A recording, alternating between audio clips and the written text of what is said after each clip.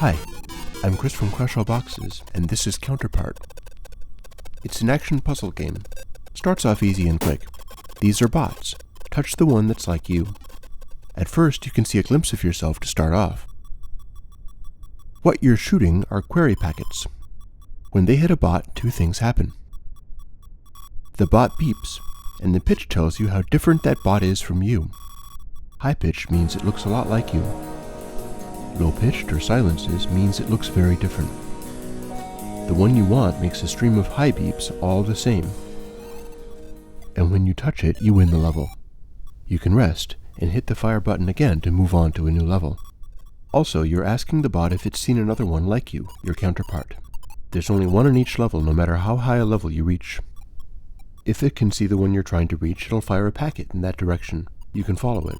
The bot will tell you the last time it saw a bot like you. However, it's not telling you where that bot is. It's telling you where it last saw that bot.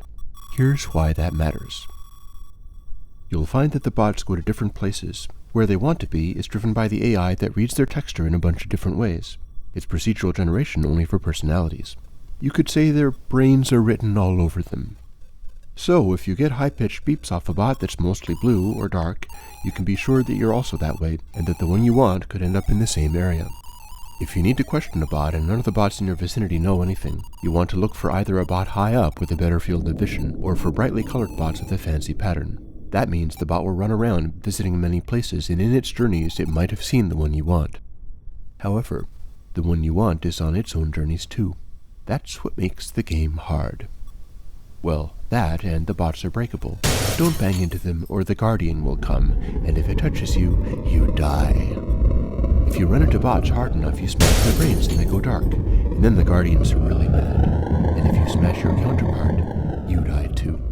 So you've got to stay in control of your movements while doing all this and thinking of which bot to talk to while time is running out. If you don't like timers and you're real patient, you can play the untimed mode.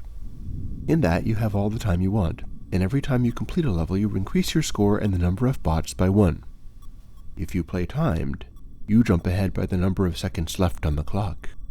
If the clock runs out, you don't die. Instead, you have a choice. If you quit, the number of bots goes down by the number of seconds you went over. If you keep going and still find your counterpart, the penalty is much less. So it's up to you. Do you cut your losses as seconds tick away, or do you persist in the face of frustration?